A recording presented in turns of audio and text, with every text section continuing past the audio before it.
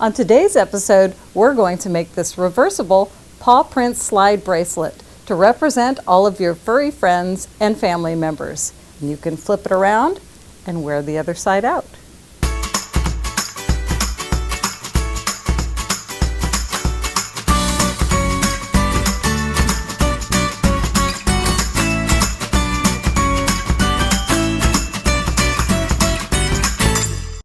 I'm going to start with the base of the bracelet, so I've selected two colors of felt and marked and cut out 2 1/2-inch wide strips. So I used a piece of embroidery floss to measure the size of my wrist, and I added 1/2 inch and cut the felt strips to the length of my wrist measurement plus 1/2 inch, so there will be room for the slide to go on there and the bracelet will still fit properly.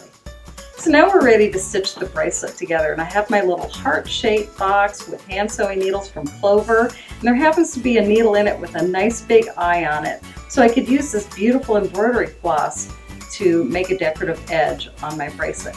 So I'm going to align these 2 pieces of felt and start at the very corner at the bottom and pull my needle through. Then I'm going to stitch it through the same place again like I did the first time. This time stick the needle through the loop.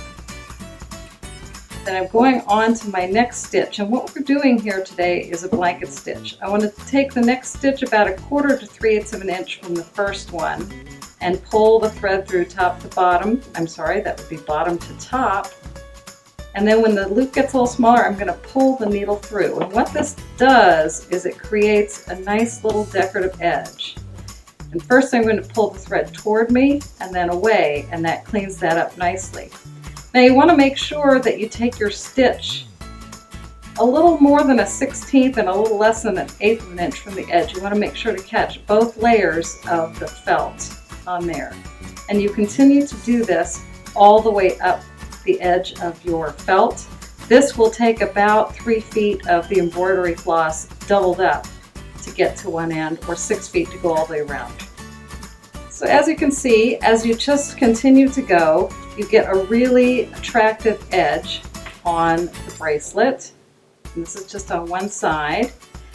And once you've gone all the way up to the top, you have this nice look. Now you notice it curves a little bit. This will straighten out as you do the other side. You can either knot it off at the end in the center of the bracelet, or if you have a really long piece of thread, you can just keep going. I'd recommend going with a shorter thread, as it's a little difficult to manage that much floss at once. Once you're there and you go down the other side, this is what you end up with, and as you can see, it makes a nice decorative edge that looks good on both sides. So now that our bracelet base is done, we're ready to do the paw print slide, and I'm using the Judikins cat paw, the large cat paw stamp, but it works for cats and dogs. It's just a nice paw print. And I put a little bit of cornstarch on the surface, and I'm going to put medium pressure onto the stamp as I apply it to my sheet of Palmer clay that I have conditioned and rolled out on the thickest setting on my clay dedicated pasta machine. And there's a nice paw print stamp right there. I'm going to center a 1 1/8 inch round cutter over that. Cut that. Then I'm going to repeat that because I'm going to need 2 paw prints for my slide, and this is the decorative portion that goes on your bracelet. So I powdered it once again. That's just so it doesn't stick to the polymer. And once again, apply medium pressure in kind of a circular motion because we want to get a nice strong print on there. And cut it out. Nice thing about looking down onto it is you can center it pretty well. And I'm also going to cut 2 plain circles. The nice thing about this, the slide only takes about 1/4 of a block of clay. So I'm just going to remove the excess clay once I have cut all of my circles, and remove these from the surface of the tile. These 2, the paws, I'm going to set onto my baking tray and bake, and these 2 I'm going to leave raw and stack them on top of one another. And this will make the filler in between the 2 paw prints where your bracelet will fit through the felt part. So I'm just going to Press those together lightly and blend the edges. We'll do a little more blending later as well, but just to get that started. All right, so that one you don't want to bake. All right, now that my paw prints are baked, I'm going to add some color to them using the Fimo liquid gel and Judican's embossing powder. This is the Rustique Patina Jade, which has a cool mix of colors in it. I've put some liquid clay into a metal container and added the embossing powder, and I want a pretty rich color here, so you want a fair amount of embossing powder. And I'm using my knitting needle to spread the clay into the impression made by the stamp. The knitting needle is just fine enough to help spread it, but really keep it contained within the impression. And so you continue to do this, and you want to fill in all of your little areas on the paw. And once you have that all filled in, you're going to bake these for about 20 minutes. You want to make sure to do both paws. Now my two paws are baked. You can see what a nice color bloom we got on the embossing powder. But I need to separate the two in order to get the bracelet through, so we create our slide. I made a roll of paper from a piece of index card, which I cut 2 inches wide and 3 inches long, and just rolled it up like that and taped it to get this nifty little tool to make the slide. So how I'm going to do this is take my two stacked unbaked pieces of clay, and I'm going to place my slide on top of it, or my tool that I created, and cut a little outside the edge of this. And then I have the pieces I need to connect the slide together. So I'm going to add a little bit of untinted liquid clay on the top and the bottom. I just have to make sure I know where the top and the bottom is of one of my paws.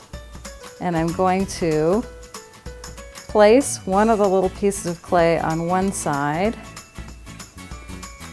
on the bottom, and one on the top, and press it gently in place. Now I'm going to put my little tool back in between to make sure they're separated properly. But first I want to check. Oh, see, I need to get that a little centered a little bit better. So the liquid clay will help it slide around. Okay. And then I'm going to put a little bit of liquid clay on the second paw at the top and at the bottom.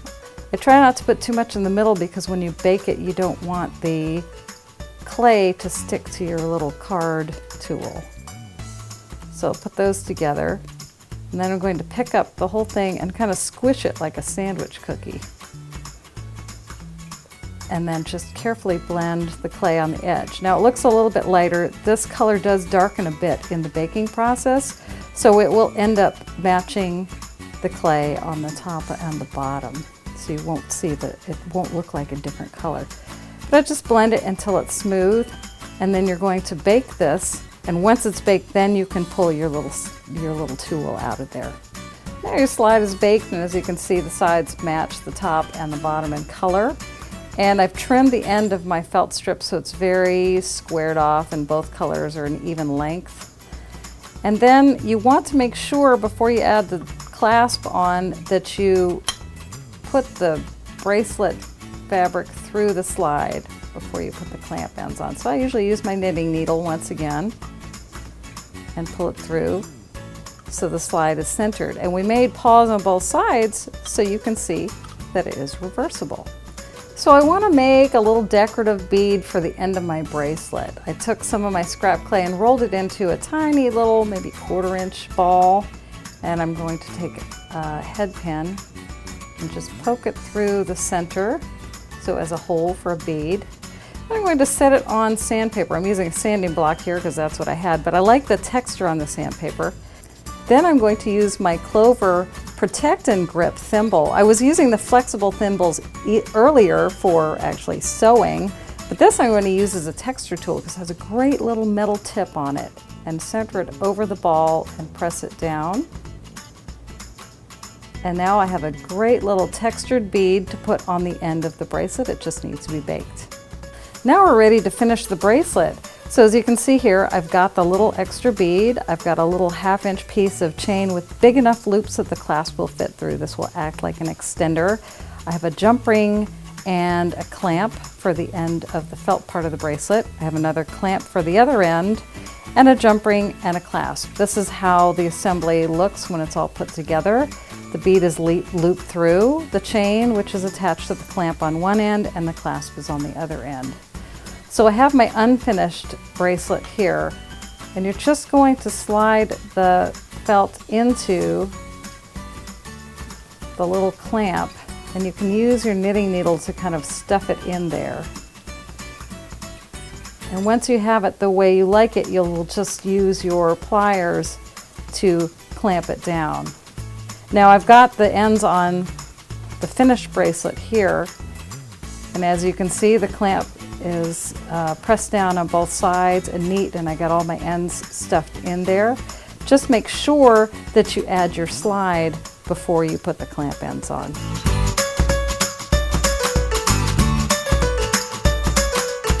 We hope you're enjoying our For the Love of Pets series, sponsored by Judykins and Clover. Please follow us on social media. Sign up on our website and you'll be entered to win a prize package full of some of our favorite products. And remember, as we always say, when creativity knocks, open the door.